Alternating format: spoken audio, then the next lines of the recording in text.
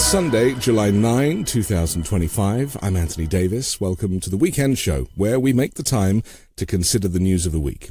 You can support my work and independent journalism at patreon.com/5minutenews.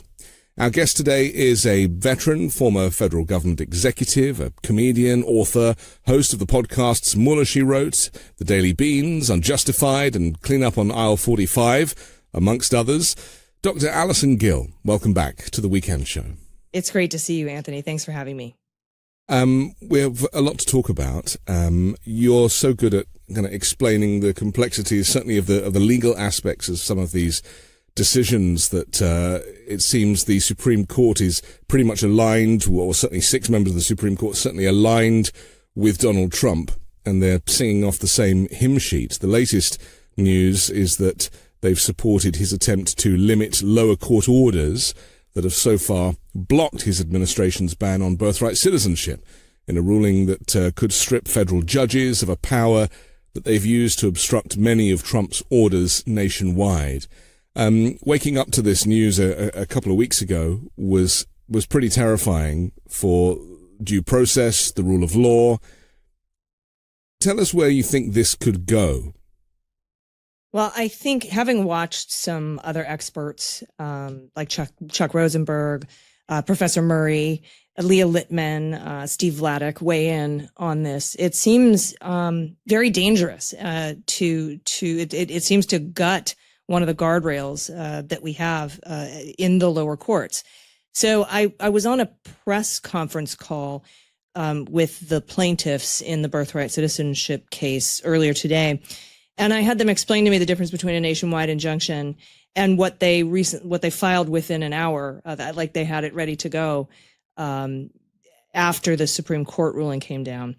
And the difference is now we have to rely on class action, right? Because otherwise you could only find relief for the specific plaintiffs in the case. So only injunctions can be issued for them. And so when you seek a putative class, like, for example, in the Alien Enemies Act case, anyone right now, there's something called the Seacoat class, which is anyone who was deported on March 14th or 15th under the Alien Enemies Act and is being held at the prison in El Salvador. That's the putative class. And so they have a class action suit. And the reason that many plaintiffs were utilizing nationwide injunctions and asking for nationwide injunctions as opposed to class actions is because over the years, the Supreme Court has really kind of they've made it harder to file class action suits. You have to meet 4 very kind of high standards. All the people have to be similarly situated, et cetera. And Steve Vladeck actually wrote about this in his very, very informative One First blog about the difference between nationwide injunctions and class actions, kind of anticipatorily expecting the Supreme Court to come down with this ruling. So CASA and those plaintiffs have filed now a class action and have asked a lower court to certify the class of people people born in the United States under birthright citizenship. And they expect to be able to achieve that. But now this puts it on the individual plaintiffs to find lawyers and have the money to get a putative class together and file class action lawsuits. And I've heard it referred to as patchwork rights. What if somebody is part of a closed adoption, for example, and doesn't know who their mother is and their real mother isn't on their birth certificate? How does that impact them in this new era of patchwork rights? But more broadly, Anthony, I think the concern is we don't have a lot of guardrails left in the United States. Congress, as we know, is feckless. The executive has been taken over by the oligarchs. And now they're trying to chip away at the judiciary. And this is one way that they can do that, leaving basically everything up to the executive or Donald Trump, but also the Supreme Court kind of funneling all of the judicial power up to itself. And so sort of not a unitary executive theory, but a unitary judicial theory, sort of, so to speak. And so it's incredibly dangerous because now it sort of gives the Trump administration the ability to issue executive orders that could infringe on our rights, and we don't have the ability to get nationwide injunctions against them. We have to find and sue as a class. Trump being given this blanket immunity as he was by the Supreme Court was kind of hinting at where this was all heading, as I saw it, which is why now whenever there is a questionable case, he's like, let's see what the Supreme Court has to say about it. Or his surrogates say, let's see what the Supreme Court have to say about it. It's as if the Trump regime knows that the Supreme Court will have his back on pretty much everything now, certainly when it comes to these extreme cases that seek to make America white again. And it reminds me of that moment. Was it John Roberts at the inauguration when Trump did the point, as if to say, I got you. You got me, I got you. And I was like, wow. I mean, that, the Supreme Court used to be so separate, as did the Attorney General, and the judiciary now is just like it's another one of Trump's small fingers. Right. And it's extremely, disconcerting in that even I think in the week prior to the decision coming down on birthright citizenship and nationwide injunctions, there was a decision that people can be deported to third countries, right, by staying in a lower court order. And along the same lines of, you say, well, Trump just runs to the Supreme Court every time he has a problem and isn't getting his way. In that particular case, the reason that it was brought up in the first place is because there was a preliminary injunction issued by Judge Murphy in Boston saying you can't just deport people to a third country during the pendency of this case. And the Trump administration violated that preliminary order twice. So then he issued a remedial order saying, well, now you've got to go down on the ground. Well, he said, first of all, because there was like 8 people that were being sent to South Sudan, war-torn South Sudan. And they stopped and they were kind of stranded in Djibouti on the way. And the DOJ told Judge Murphy, hey, we would rather not return these folks to the United States to give them their interview about whether or not they fear torture in South Sudan. If we have to, we'd rather do it on the ground in Djibouti. And the plaintiffs in that case were like, that is going to be so difficult. You're going to have to get Zoom meetings and food and medicine. You're in Djibouti. It's hot. We have to have translators. And the DOJ was like, no, we really want to do it on the ground in Djibouti. And so Judge Murphy issued the order, and that was a remedial order correcting their violation of his previous order. And so when this ruling came down, the plaintiffs in that case said, hey, we just want to, we're moving you, Judge Murphy, to continue with this remedial order and to give them due process in Djibouti because remedial orders are still good. And the judge said, yeah, I don't even need to read your thing. My order is in full effect. They still get due process on the ground in Djibouti. So he dismissed it as unnecessary. He denied it as unnecessary. And then, of course, just like you said, Donald Trump ran to the Supreme Court and said, hey, could you please clarify in the stay that you put on removing people to third countries that we shouldn't have to do this on the ground in Djibouti?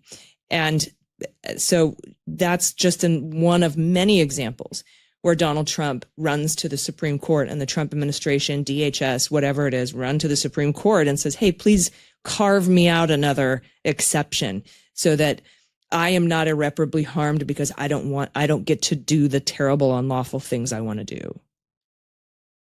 This ignoring of court orders, it was really only a couple of months ago where people like you and I on podcasts were saying, I guess this means we're approaching a constitutional crisis when the administration refuses to respond or acknowledge or comply with a court order.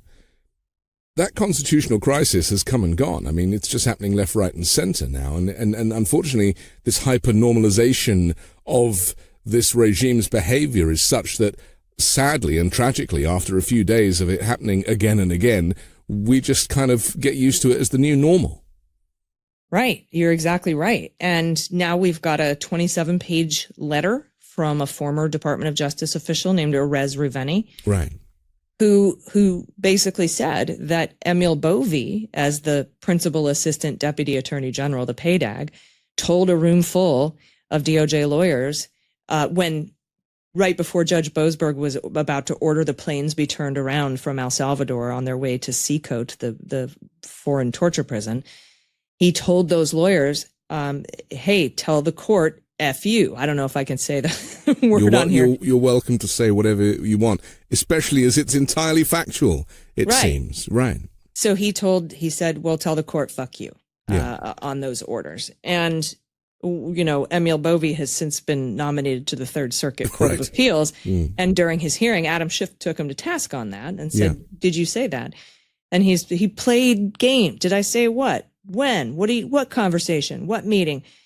And when he finally got him into the corner about it, all Emil Bovee could say was, I don't recall, which is just ridiculous to say you don't recall.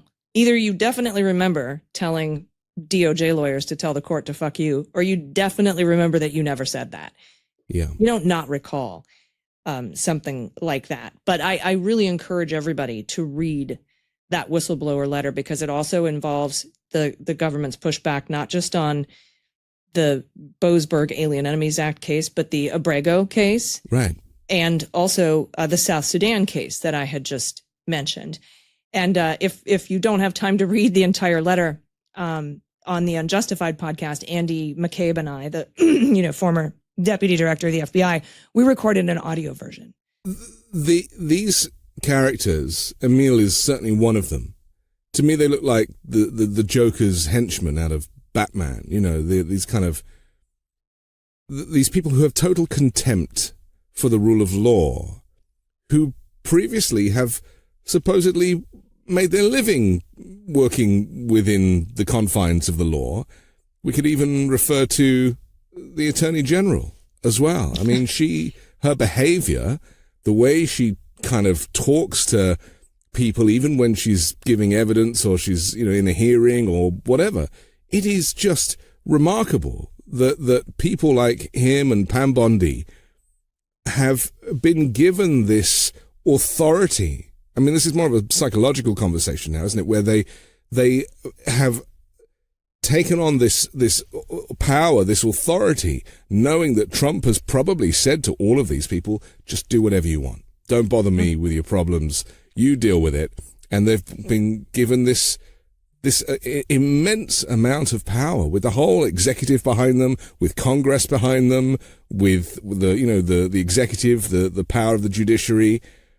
These are dark times, straight out of Gotham City. Yeah, I 100% agree. And, along the lines of, Pam Bondi testifying and the things that she says, and dovetailing with your conversation earlier about how this is just becoming so normal. Yeah. When the Attorney General is before the press in a press conference and accusing Mr. Abrego of crimes that he has not committed nor has been charged with, that is so outside the bounds of the Department of Justice policy. I mean, we all wanted Merrick Garland to get up in front of everybody and say, Donald Trump broke the law, he's treasonous, blah, blah, blah. But there are reasons that he did not, right? You don't try this in the court of public opinion. And if Donald Trump had filed a motion to dismiss the charges against him as being prejudicial and political because of what Merrick Garland had set up on that stand, he might very well get that dismissal. But the point, I think, for the Trump administration isn't necessarily to win these cases, like the criminal case against Mr. Abrego. It's just to bring the charges, right? I mean, he's got a history of, calling up Zelensky and saying, I don't need you to prosecute anybody. I just need you to announce there's an investigation into the Bidens and Burisma. Yes. Or when he told his friends at the DOJ before January 6th, I don't need you to actually investigate any fraud or election fraud. I just need you to say that we're investigating. It's all performative. I mean, even the bombing of Iran is performative to a certain extent, isn't it? Right. The outcome doesn't matter to them. And so we have a Attorney General who gets up in front of press cameras and accuses someone that they are in the middle of an investigation with of committing crimes that he didn't commit. Even Ted Cruz in the Emil Bovee hearing accused, he's like, I read every word of that indictment against Mr. Abrego, And he says he was charged with human trafficking. I read every word of that indictment. But if you had read every word of that indictment, you would know that he was not charged with human trafficking. So, but they don't care. That's not the point. So all of these going way out of the bounds of norms and, typical DOJ policy, it's all been thrown under the bus. And we don't have any inspectors general left. We've gutted the FOIA offices. And now we've lost lower courts' abilities to put in nationwide injunctions to stop any kind of a lawless executive order from this administration. And the Supreme Court is allowing it to happen.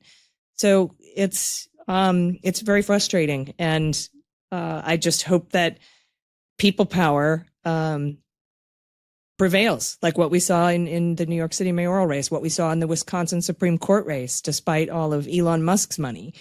We're kind of in a very precarious position where we are our only guardrails. And then, of course, whistleblowers like Erez Reveni and investigative journalists. This period in American political history will be written about for years, if indeed we survive that long. But I want to talk about Kilmar Abrego Garcia, because you've been very vocal following and supporting his case. And this is an example of the Trump regime telling us one thing when we see something else with our own eyes, even as simple as the knuckles and the MS-13. Like anybody would even write MS-13 on their knuckles. And when he was told that this is a bad Photoshop job during an ABC interview, he just doubled down again and again and again. Trump kept going back to this even he wouldn't after let it go. The interviewer was trying to move on, and he was like, "No, look, listen." And and in the end, the outcome of this was that the interviewer got fired from the network for something else. But ultimately, this is all connected. Who holds the power? So when they're telling you that something is happening, that black is white or the sky is orange in this case, I think that they've got to a point where they know that people are too busy to check or too lazy to check. One or the other, either too busy because people are working like crazy to try and live as the economy is so expensive to live in right now, or just too uninformed, don't have the head for it. They are relying on the fact that they can say anything, and Pam Bondi's very good at this. Just say anything. No one's going to check. I'm the authority. Right. And I think that that's where we're at with, I think most people actually believe that Mr. Abrego is an MS-13 gang member and a criminal of some kind. And if you read that Erez Reveni whistleblower letter, or if you had read some of the declarations in the case and the briefings in the Abrego case, you would know that he is decidedly not an MS-13 gang member, and there's no evidence that he is.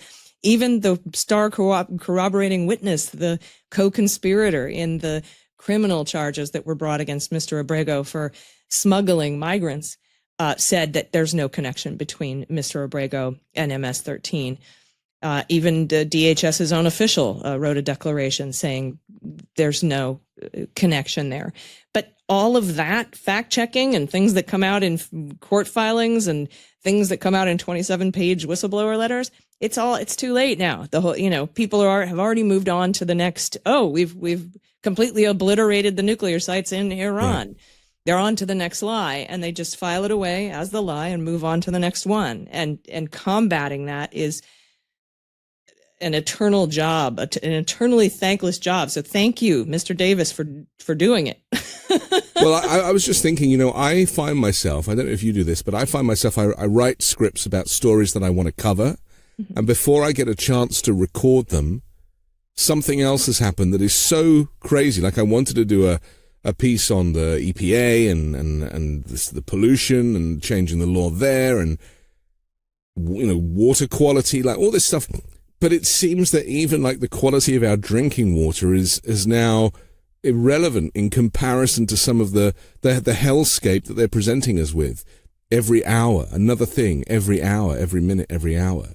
And it's worrying. I mean, logging, that's right. I was writing a piece on logging and I mean, these things that are so important that if there were no other news stories this week, then we could really get into that and talk about our environment and what the US is doing. And yet, unfortunately, there isn't really a slot for it anymore. No, and I think that's the goal, right? That's what Steve Bannon calls flooding the zone with shit, right? Yeah. It was a Goebbels maneuver back in the day. It is in the propaganda handbook for all intents and purposes. So that is by design. It's also designed to make us tired and wear us out and have us throw up our hands and decide that engaging in government isn't worth it. But I do think that, I do see a lot of hope in, what we did a month and a half ago with the No Kings March. Right. That, we do have whistleblowers. We do have at least still the semblance of congressional hearings. And we do still have elections. And we're winning them by large margins. So you have to kind of balance one with the other. Do you know what I mean? There is undoubtedly an appetite for change. You mentioned Zoran Mamdani. Maybe we can talk to him for a moment. This is the 33-year-old who's won himself the primary to be the next mayor of New York. And whilst it seems like a breath of fresh air for the Democratic Party, I mean, because obviously there's all these establishment people that have been maybe slowing down any momentum for change or even kind of interim leadership. I mean, that's the other thing here. Without a parliamentary system, there isn't anyone who is kind of a clear voice. It doesn't appear to be Chuck Schumer or Hakeem Jeffries in this moment. They have kind of failed to step up. But this young guy has had to face an awful lot of negative propaganda, A, for the fact that he's a Muslim, and B, for the fact that he wants the minimum wage to be like $30. And for that, they're calling him a jihadist, a terrorist, and a socialist. Yeah, and I think that, one of my main takeaways, and the reason I brought up Mamdani a little bit earlier, is one of my main takeaways, one of the little hope things, that microdosing hope, right, things that I hang on to, is whether or not you agree with Mr. Mamdani's policy positions, which I happen to agree with. But even if you don't, what we all can agree on is that people power beats money, because there were people, Bloomberg included, that were pouring millions of dollars behind Cuomo. Just like Elon poured millions of dollars into the Wisconsin Supreme Court race. And we beat him by 10 points, double digits. That's the message I'm walking away with, and that I'm hoping the rest of the Democratic establishment takes a look to see how things are done, what excites people, genuine candidates, policy, and grassroots people power. And that's where we're going. And if that wasn't clear on No King's Day, hopefully it's a little more clear now to that end. So I like that Representative Garcia was elected as the ranking member of the Oversight Committee. I know that Jasmine Crockett was running. I think she dropped out right before the election in the caucus, but they chose youth over experience or seniority. Right. And I think what I'd like for them is to come out and do a big song and dance about how they're doing this, rather than just having it happen. It seems like they're very reactionary. They want to wait and see, like with the impeachment vote. So many Democrats voted against impeachment. And I thought for sure after No Kings that we would have more votes. Of course, we're not going to be able to get the votes to impeach him, but why would you bother voting no? And I haven't seen a good explanation for that. But, they waited after the Mueller investigation to see if there was more than a 50% poll that showed the people wanted him to be impeached for what happened in the Mueller investigation, and it never reached 50%. So they didn't bother with it. And instead of leading, they were waiting to see what the rest of us want or say or do based on polls that, by the way we poll people is just so out of date. Disaster, right? So I feel they're 6 months into their let Trump ruin himself This thing. is like the James Carville advice, isn't it? That, just let them do their thing and it will collapse. And it's But it's frustrating. That advice was fine in the 80s.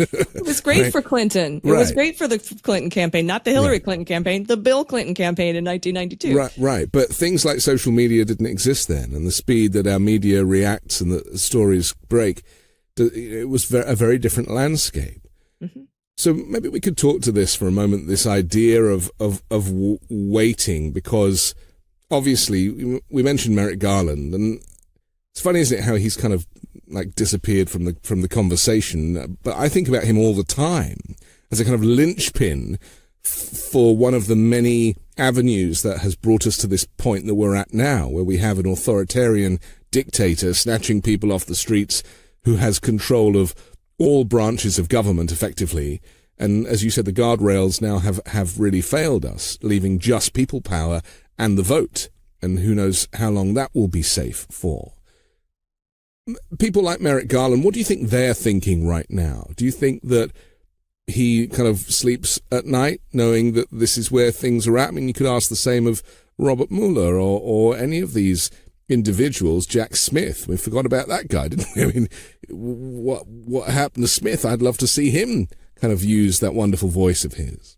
Well, I think that they're probably, very extremely upset about what's happening. I'm sure Merrick Garland and Jack Smith, former Department of Justice officials, are very upset about what's happening in the Department of Justice, especially gutting the Civil Rights Unit, making it about civil rights for white people instead of marginalized communities. The gutting of the Joint Terrorism Task Force. Bob Mueller has to be probably, steaming because he, was screaming at the top of his lungs, hey, Russia's a big problem here. And that's our biggest terrorist threat next to, domestic violent extremist white supremacists. But I'm imagining that they're horrified, and I think are they responsible, though? They may be horrified, but are they responsible? Because a lot of people disagree with me on the Merrick Garland thing. I think if you even had Rambo as the Attorney General, the Supreme Court was going to come in and crown Trump king and cancel those trials. Merrick Garland had 2 trials on the calendar well before the election. And the Supreme Court, the oligarchs on the Supreme Court made sure that wasn't going to happen. So even in the Eileen Cannon case, it was Justice Thomas in the immunity decision that said, oh, by the way, I don't think Jack Smith was constitutionally appointed. So you should probably take a look at that down there, Eileen Cannon, nudge, nudge, wink, wink. I don't think if you could have indicted him 6 months earlier, which would have been difficult because of all of the, arguments and court cases that they had to win against executive privilege to try to get all of the testimony they needed to get to bring the indictments. You could have indicted him earlier. You could have had somebody appointed a special counsel from the jump. Yeah. And whoever it was that brought those charges, and no matter what the charges were, that Supreme Court was going to stop it from happening. And so I tend to blame the oligarchs on the Supreme Court. But I also am concerned about people who rely on the idea that a special counsel or an attorney general can save us alone, right? They're just one of 50 guardrails, and now we've lost 48 of them. But as Maddow said, I think she was on Nicole Wallace's show talking about her podcast, Ultra, saying, look, it was a handful of journalists, whistleblowers back in 1933 when Nazism was coming to the United States. Journalists, whistleblowers, and voters and the law and all of the cylinders, all of the guardrails have to be firing. There's no magic bullet, so to speak. And so for people to rely on, well, we'll just next time we get in office, we'll put a bulldog of an attorney general in there or a bulldog of a special counsel in there, and that'll solve all of our problems, I think is kind of a short-sighted way of looking at it, considering how much power we have as the voters. We are the single biggest check on the executive. But that's not to say that Merrick Garland didn't make mistakes or Bob Mueller didn't make mistakes. I wish Bob Mueller would have charged obstruction or said that he was guilty of obstruction of justice, but he said, well, he wouldn't get to face me in a court of law, and that violates his right. Well, they're obsessed with optics, aren't they? And this is part of the problem. And that's an old thing that we can't rely on anymore. Right. And Joe Biden, I guess, falls into that category too. This obsession with optics, not wanting to, question Trump when he should have done, or held him to account, or saying explicitly what he really thought. We knew what Joe Biden thought of Trump behind closed doors. And it's almost like this kind of game of telephone is the reason that Trump's been able to get away with it time and time again, is that no one wants to be the one to step up. And I mean, Kamala Harris did in the last couple of weeks of her campaign. She was starting to use the word fascist. And it seemed for a moment like, oh, are we actually going to And Joe Biden did too in his Joe Biden address, did too. right? That's right, in his address. And yet it was too little too late. Right. And you have to remember, like when I say Pam Bondi is terrible for violating the Department of Justice policies about talking about ongoing investigations publicly because you could wreck the whole investigation, that's probably what was on the mind of Merrick Garland and Joe Biden and that DOJ policy that says don't talk about it publicly. And even when, in the Harris rallies, when the people are like, lock him up, she's like, that's not up to me. That's up to da-da-da.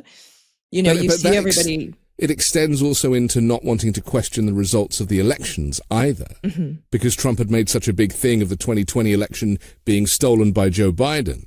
The optics from a Democratic perspective was, well, we can't question the 2024 election, although it seems a bit weird that he's suddenly won all the swing states and the popular vote. But you can't mention it because that makes you potentially going as low as the Republicans did the last time around. Right. And I've talked about that so many times on the podcast. It's like, how do I, back in 2016, when we questioned the results of that election because of Russian interference, obstruction of justice into the investigation into interference. And I'm like, be careful, because all of this, our elections are great and our voting machines are great in 2020, is going to paint us into the corner where we can't talk about election malfeasance ever again. So we did that with China, for example. We've had the China problem, where if we say, or even the Me Too movement, saying believe every woman, and then that woman comes out with the fake story about the sexual assaults or from Jacob Wool and that whole team. It compromises the message. Then you say she's making up that story, and then the whole MAGA crowd says, no, you have to believe all women. Like it's that all or nothing. It's called Asha Rangappa taught me. It's called reflexive control. Interesting. On a way to make your enemy say what you want them to say. Right. It's so nuanced, this whole, not just the debate, but actually witnessing politics and history change in America. It is so nuanced, and it requires so much more critical thought than just, are you on the left or are you on the right? And are you a Democrat and are you a Republican and are you a Trumper or are you a socialist, communist, Marxist? Well, those are the only two options, Anthony. Well, apparently so. Okay, we have to take a quick break, but I want to come back and I have some questions for you about Russia and Vladimir Putin and Trump shifting the earth on its axis to realign with the enemy. We'll do that next here on The Weekend Show. Gas prices up, rent, groceries. Don't get me started. It feels like everything costs more these days, except credit building with Kickoff. At a time when money's tighter than ever, Kickoff gives you an affordable way to build real credit without the stress of expensive credit card debt. No credit check, no interest, just $5 a month. And it can really help move your score up fast. Users with credit under 600 grew an average of 84 points in their first year with on-time payments. With transparent, affordable plans starting at just $5 a month with no hidden fees and zero interest, Kickoff helps you score big when it comes to credit. It's simple. You make on-time payments, credit bureaus see good behavior, and your credit can grow fast. Start building credit immediately for only $1 for your first month. AutoPay helps you build credit while you sleep and never worry about missing a payment. Sign up in minutes from your phone, no credit check, and cancel anytime. With over 1 million users and hundreds of thousands of positive reviews, there's a reason why Kickoff is the #1 credit builder on the App Store. Start building credit with Kickoff today, and you can get your first month for as little as $1. That's 80% off the normal price when you go to getkickoff.com/weekendshow today. That's Kickoff without the C. Get KIKOFF.com/weekendshow. Must sign up via getkickoff.com/weekendshow to activate offer. Offer applies to new Kickoff customers for the first month only, subject to approval. Offer subject to change. Average first-year credit score impact of plus 84 points, Vantage score 3.0, between Jan 2023 and Jan 2024 for Kickoff credit account users who started with a score below 600, who paid on time, who had no delinquencies or collections added to their credit profile during the period. Late payments may negatively impact your credit score. Individual results may vary. I'm not usually into chasing trends, but I am all about stuff that fits right, feels good, and actually lasts. That's why I keep coming back to quints. Their lightweight layers and high-quality staples have become my everyday essentials. Quints is the kind of stuff you actually wear on repeat, like breathable, flow-knit polos and crisp cotton shirts and comfortable, lightweight pants that somehow work for both weekend hangs and dressed-up dinners. The best part? Everything with quints is half the cost of similar brands. By working directly with top artisans and cutting out the middleman, quints gives you luxury pieces without the markups. And quints only works with factories that use safe, ethical, and responsible manufacturing practices and premium fabrics and finishes. I practically live in their soft black t-shirts and sweatpants. They really have given me a level of comfort that I hadn't known before. Stick to the staples that last with elevated essentials from Quints. Go to quints.com/weekend for free shipping on your order and 365-day returns. That's QUINCE.com/weekend to get free shipping and 365-day returns. Quints.com/weekend. We're back on the Weekend Show with Dr. Alison Gill. I'm Anthony Davis. I want to ask you about, obviously with your experience analysing the Mueller report, which is kind of how you really came to prominence with your ability to explain a document that had been paraphrased and summarised to mean something that it really didn't mean at all. And we can thank the former Attorney General for that. But Donald Trump obviously continues to deny with his phrase, Russia, Russia, Russia, small hands, jazz hands, whatever. And, you know, he's created a kind of rhythmic response to any questions that focus on Russia. And yet, a week or so ago, Trump's like, oh, Putin called me to ask if I needed any help with Iran, or when Trump's asked about Putin's territorial ambitions beyond Ukraine, Trump's like, yeah, it's possible. And so you have this hypocrisy where Trump denies any connection with Russia and the Kremlin over a decade, contrary to the Mueller report, and yet in the moment he's like, Putin's my great friend, he only takes phone calls from me. And it seems, from what we can see with the threat of saying to NATO, unless you pay up, I'm going to let Russia do whatever the hell they like to you, and that his alignment with Russia has basically made enemies of Europe now. Right. I mean, I'm not sure. I think my only response is, well, yeah, obviously. He wants to pull out of NATO.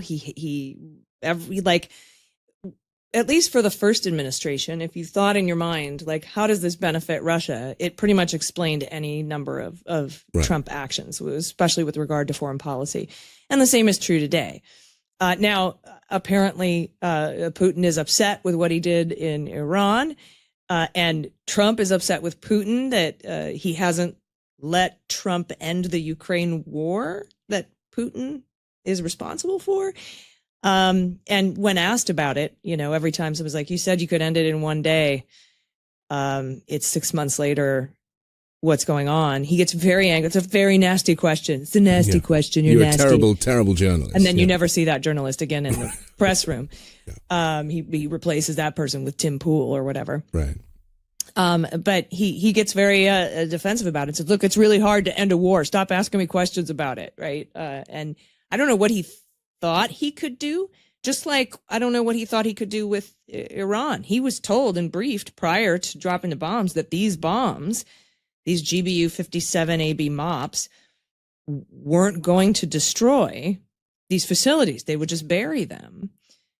And you would have to do weeks of sweeps of Tomahawk missiles on the ground and then these deep bunker busters to actually destroy these things. And his saber rattling caused Iran to go in and get their centrifuges and their enriched uranium out anyway. And now they're very angry when you confront them about that possibility. He wants to fire Natasha Bertrand from CNN, who reported on the U.S. intelligence assessment that we did not obliterate these sites. So I imagine that within the workings of our federal government and our agencies, in our Department of Homeland Security and the FBI and the ODNI, that he is suppressing reports. He told people in his first term, I don't want to hear about Russia. And so I don't think he is hearing about any, not that he reads the president daily brief anyway.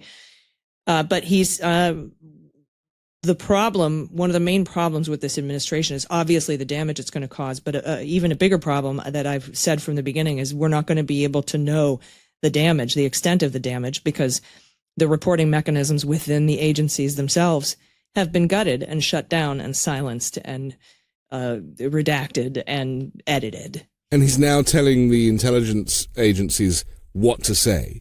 He's basically he's the kind of arbiter of any information that's coming out of the federal government.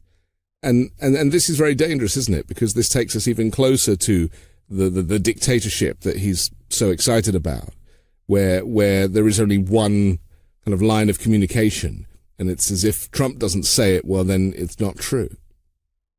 Right. But there's things that he can't control. He can't control Putin stopping the invasion in Ukraine. He can't control the satellite images that we may see about what happened in Iran. He can't control. There's a lot of things he can't control. And I think that is one of the big thorns in his side. He can't control what happened on No King's Day.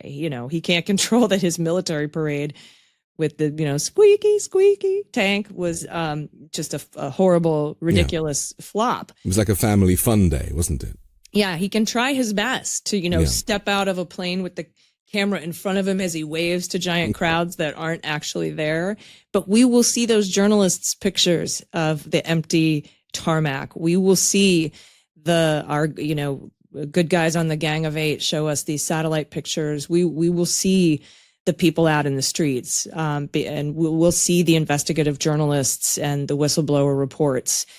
Those are things that are beyond. We see what's happening in Ukraine because there are other news agencies and there are other intelligence agencies around the world. The Dutch have a premier intelligence system. And they won't be sharing intelligence with America now, will they? Because the trust, and this is really the most important part of this in terms of Team America World Police, I guess, is that he has effectively severed any relations in terms of the back channels, the trust, because he shares stuff. I mean, even text messages that he was receiving from foreign leaders, he's then posting them on Truth Social, messages that were supposed to be private, because he needs to bolster his own insecurity.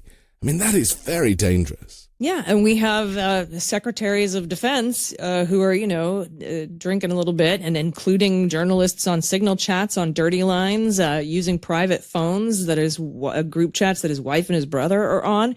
If you're Mossad, are you going to want to share information with us? Even with what's going on between Trump and Bibi Netanyahu with regard to Iran and Gaza, and their partnership there, Israel doesn't trust us either. We've screwed them over multiple times on leaking information. And I'm thinking of when his first Oval Office meeting with Lavrov, yes, where he told them leaked some Israeli intelligence to them, the Russians that were in the Oval Office, yes. And so those famous photos of like fat guys laughing.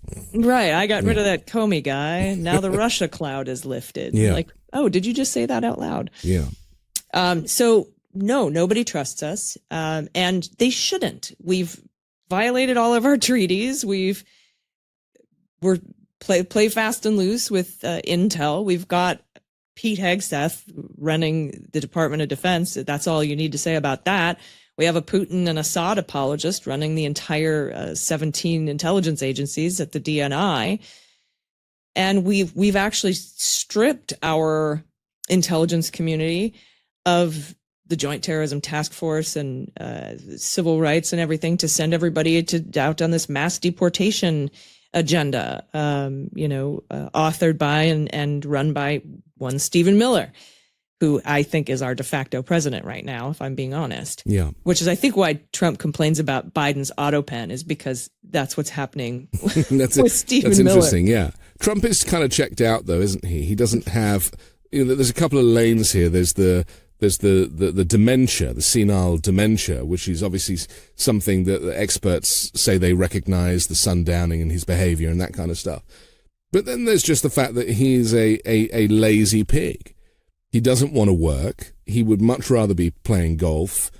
And consequently, he's delegated some of the most important things to some of the worst people on the planet. Stephen Miller as one of them. And people like Miller who do want to do the work, and Russell Vogt who does want to do the work. These people are administrators.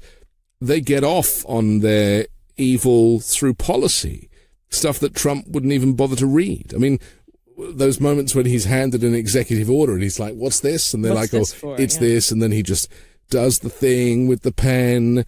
And then he goes, this is really important. And he'd obviously never heard of it before. I mean, this is a president who is being puppeteered by some really dangerous people. Yeah, the worst of the worst. Anti-qualified, not just underqualified. Right. Interesting, yes. It's frightening, especially what it's doing to our national security apparatus. I mean, you're going to go in, you're going to drop 30,000-pound ordnance on Iran, kick the hornet's nest after you've gutted our Joint Terrorism Task Force. You've fired the chairman of the Joint Chiefs. You've gotten rid of the commander of the Navy, because she's a woman. You've gotten rid of, you've completely dismantled you've put Tulsi Gabbard in charge of the DNI. And even she was like, they didn't have a nuclear weapon.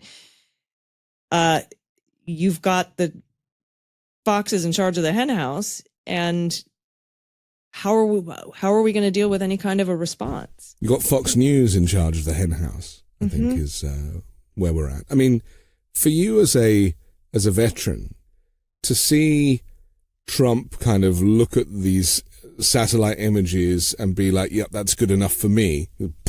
Big explosion, bringing no military experience to it. Pete Hegseth, as you say, that's not his area of expertise either. And so you kind of have the blind leading the blind, trying to make a case for something that experts are like, no, I mean, that's simply not what happened.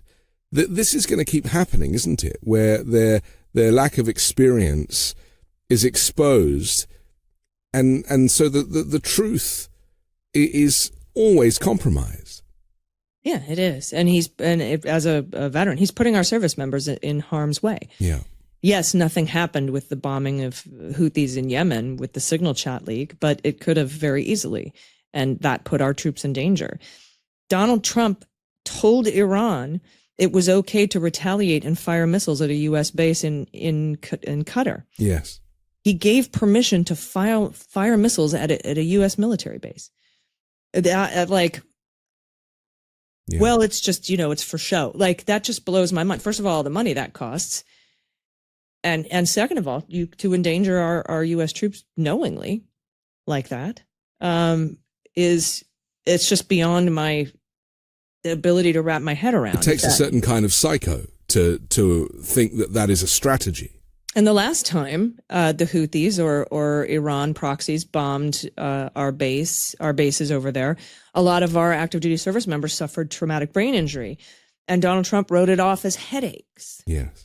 Maybe he was in charge of that one too, and didn't, wanted to downplay the effects. He has no respect for our active duty service members because he doesn't understand what it means to serve a cause greater than yourself. He's so transactional. If it doesn't benefit you personally, he doesn't understand why you would do that. Why would you join the military? What's in it for you? He doesn't get it. And that's why he can never be a hero, is because you have to admit there's a problem to overcome in order to be a hero about it. He'll just light his own fires and then try his best to put them out and then ask for a Nobel Peace Prize about it. I was going to say that's really what a lot of this is about, isn't it? You know, it's distractions from domestic policy, like the spending bill with the bombs on Iran. That's what I felt in that moment. It was like spending bill. Okay, well, let's just, you know, do some explosions over here and that'll distract people for a minute. But it's also this desperation for the Nobel Peace Prize, especially after Barack Obama was awarded one, and he cannot let that go. That's why he ripped up the Iran nuclear agreement. Right. Is because it had Obama's signature on it. He can't let it go. I think it's got a lot to do with why he took over the Kennedy Center, why he's paving over the Kennedy Rose Garden to put up a flagpole. Wow, yeah. He just, I think that's the reason he brought RFK Jr., paid RFK Jr. to be in his thing so he could spend his days, you know, abdicating a Kennedy, right? Like he's a really vindictive grudge holder, and it's why he's incapable of concentrating on anything else, is because he just has these vendettas in his brain. I have to get that Nobel Peace Prize. I have to be on the cover of Time magazine. I have to and it's a lot of it has to do with Barack Obama. A lot of people think he ran to be president because Barack Obama made fun of him in that White House Correspondents' Dinner, which also doesn't really exist anymore. Right. It's remarkable, isn't it, that one man can cause so much chaos. I mean, let's just talk for a second about, you know, where this is all headed. You know, I know we're not keen on predictions, but to me, the trajectory of the authoritarianism has at such a great, you know, breakneck speed. And even dictators of history took at least a decade to kind of roll some of this stuff out, and yet Trump is just kind of going for it, partly because he's delegated to some real kind of weirdos. So with that in mind, I mean, for me, the thing that I find hardest to process is the kidnappings and the disappearances of people. And I mean, I saw Ron DeSantis showing off his new concentration camp on video the other day, saying, oh, well, you know, we've got showers and this is where there's going to be some food. And I was thinking, yeah, well, you know, Auschwitz had showers too. This is entirely insane, and yet it's happening on American soil, turning the military on American people, even arresting U.S. citizens at the border, in airports, people not wanting to visit the United States for fear of having their phones confiscated and them potentially being deported to foreign gulags. This is what America is right now. On the world stage, it has changed fundamentally. And yet the trajectory doesn't seem to be, the snowball effect doesn't seem to be any sign of slowing down. This is only kind of growing, and you know, with the Supreme Court ruling, it kind of adds to it. The ball is gigantic now. Yeah, and that's kind of why I don't understand folks like Barack Obama, for example, who say we're real close to an autocracy. We're getting to autocracy. It's like, no, we're on step 8. Like it's here. Like I see some folks saying, I think we're watching a coup. I'm like, no, the coup's over. The dictator's been installed. We're here. It's here. But I am also seeing the people push back, whether it be through elections, whether it be through rallies and marches and grassroots campaigning and the Tesla takedown. And there is pushback, and a lot of it is working. We're calling our Republican senators about the billionaire bailout bill, and we've got these incredible staffers working for our Democratic senators who are getting all of these provisions. Now, I mean, it's still a horrible bill, but they're getting really terrible provisions pulled out of it under the Byrd rule, and they're winning those arguments with the parliamentarian. Now, of course, Tommy Tuberville wants to fire the parliamentarian. I'm not sure John Thune will do that because it's an effective nuke of the filibuster, which I've been pro-nuking the filibuster for quite a while. Yeah, because I think it's a relic like the Electoral College. But I do see areas of hope. And I do see, I wish that it weren't all on our shoulders. I wish we had the guardrails that we had in the first Trump administration, but it is now all on our shoulders, and whistleblowers and independent journalists and investigative journalists, but the people, it's with the people. But I think the people are starting to recognize that they do have some power. But going back to Barack Obama, it's this kind of point of diminishing returns, isn't it? It's like he doesn't want to say that the authoritarianism is underway and the dictatorship has already happened, because that might dissuade people from taking back control, to coin a Brexit phrase, and to rise up. But actually, it means that he's nudging the timeline somewhat, and I agree with you. It's that this stuff has already happened. The dictatorship, although it's still evolving, is complete. And yet I am sometimes criticized in the comments, which I'm very happy for, but saying, well, you're so negative about it. And to me, this isn't about being negative or positive. It's about being a realist versus a fantasist. And so in order to take on the threat, you have to know how serious it really is. Yeah, well, I've always kind of been like a don't kid glove me. Like, look, if you don't want to say that authoritarianism is here because you think it would dissuade people from voting or showing up, or it might cause people to throw their hands up, you can actually say that. I say this not to dissuade us from throwing our hands up, but for a reason to do so. I don't like being kid gloved. I don't like the explanation for why so many people voted no on impeachment. Again, I knew it wasn't going to pass, but to be like, well, impeachment's a big deal. And I'm like, so is unconstitutionally unilaterally bombing another country. Tell me why you're not doing it. Explain it to me. Don't just say that you're doing a thing and assume I'm not smart enough to understand the reason why. Maybe there's a really good reason why. Tell me what it is. These kinds of things, I feel like how the 2024 election went, winning all the swing states. Nobody's mentioned a word about that. Tell me why you haven't said anything. Tell me why you're so sure that the election was free and fair. Or explain to me why you're not saying that it wasn't. Explain to me, just talk to me. I'm a grown ass woman. If I can vote, I am old enough to understand your explanation. And if you don't have one, that's a problem. It's almost the difference between critique and criticizing. People are like, why are you criticizing America? And it's like, it's the critique that makes it better, because you want it to be better, because you know it can be better. But I put a lot of this down to the fact that the US is not really set up to handle an authoritarian takeover of government. Certainly the media. We weren't set up to handle disinformation in 2016 from Russia. Right. Ukraine was like, what, are you new? Like they were really confused. And so were other countries in Europe about why we were like, oh, it must be true. But American news media, the morning shows are all designed to be upbeat and energized. Good morning. Hi, everybody. It's another day. And you can't really imagine those shows saying, good morning, there has been an authoritarian takeover of the United States government and things are going from bad to worse. The networks just don't have the ability to really do that. It's not in the camera script, in the same way that late night is supposed to be comedic and satirical, and yet there's also that lack of seriousness of what is necessary in this moment, by nature of the fact that the media is more entertainment than it is kind of news and factual based.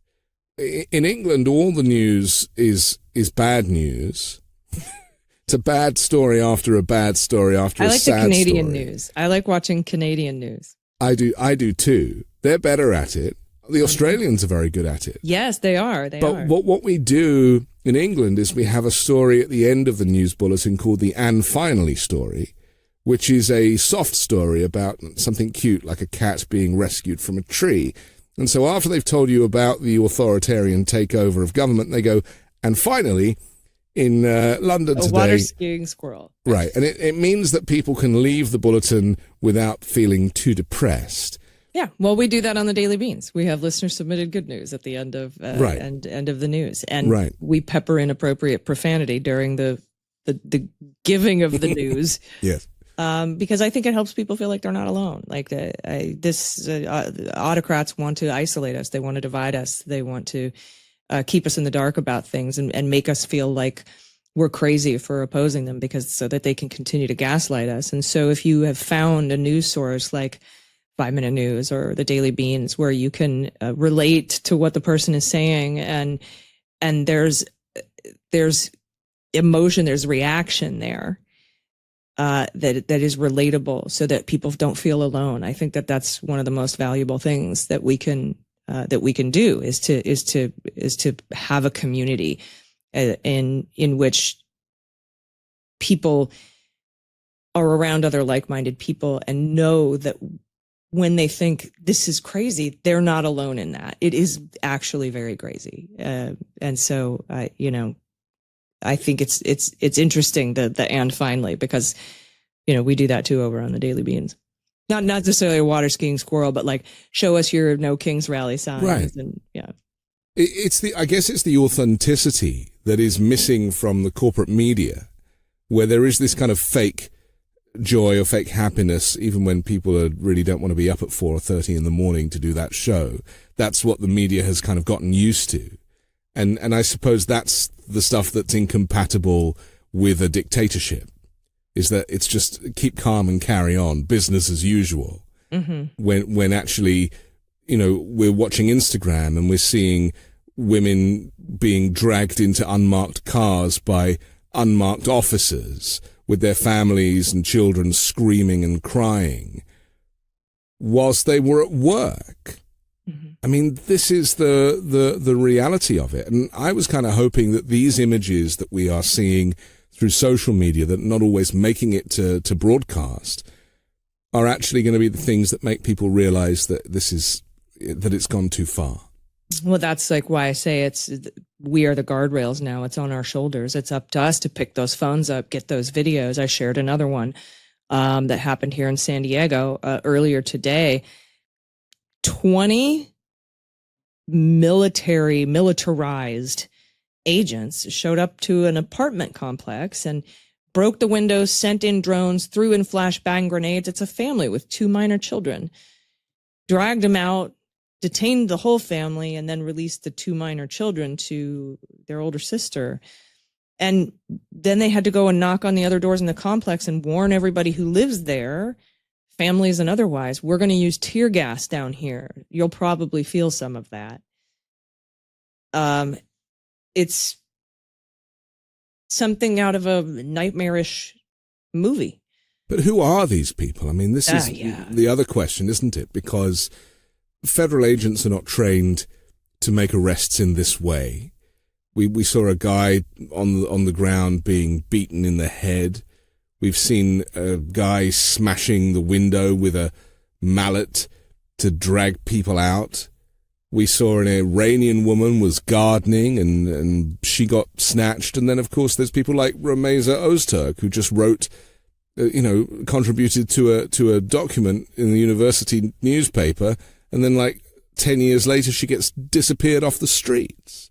Mm-hmm. This is the stuff of Nazi Germany that is happening here in the United States. The moment you turn the military on the American people, I suppose, is the turning point. Unfortunately, in California, where that started, Gavin Newsom is not afraid to stand up to Donald Trump. It's cost him any FEMA money for the wildfires, but it's worth it for the safety of democracy. Yeah, I agree. And, 4th largest economy in the world here in California. Right. We are a giving state in these 50 United States. Maybe there's a way to hold some of that back for our own disaster relief. If the dismantling of FEMA leaves disaster relief up to the states, who gets to decide how much money we no longer send to the federal government for FEMA? Do we get to keep all that? I think those are things that our governors should be working out, and being prepared to file for or refuse to do and let the courts hash it out later, which is a good old, Donald Trump way of doing Well, things. Trump says that he would arrest Newsom if that was the case, because we're talking about $80 billion a year, I think, aren't we? I mean, this reminds me of Hill Valley in Back to the Future when Biff took over as the mayor, and suddenly the whole place looks completely different, like a kind of hellscape. Mm-hmm. Yeah, it's very reminiscent of that. I also think a lot about Schindler's List and The Pianist. And, when I hear about our neighbors, our hardworking neighbors, but there was a professor on MSNBC who said that the reason that people are not tolerating this and it's upside down in the polls and that Donald Trump has made a political error in thinking that the Americans would be for this is because one of the most important units of civics is the neighbor. And when you start messing with our neighbors, people take notice. And so hopefully, I mean, like I said, we've seen it in the rallies and we've seen it in the numbers. We've seen it in some of these elections. And I hope we continue to see that grow. And I hope we embrace it. And I hope our leaders embrace it and see where we're coming from and what we need, and that we need them to fight, even if they'll lose. Jump in the ring and fight. Yes. Trump's approval rating is through the floor. And I suppose, and finally, I think that might be the saving grace here, is that none of this stuff is popular. And so there will come a point, I guess, where he will, I don't know when necessarily whether he'll change track, but I do think that it guarantees him losing any future elections. Yeah, well, he's not supposed to run again. And he knows that. He's already printed the merchandise, though. Yeah, I know. Frightening. Yeah. Okay. We have to finish. I'm so grateful to you, as always, for your expertise and your eloquence on these subjects. Dr. Alison Gill, thanks for joining The Weekend Show. Thank you. I'm Anthony Davis. Don't forget to support me and independent journalism at patreon.com/5Minute News or by joining the 5 Minute News YouTube channel. And I'll come back next Sunday with a brand new special guest and more factual news to discuss on the 5 Minute News Weekend Show with Midas Touch.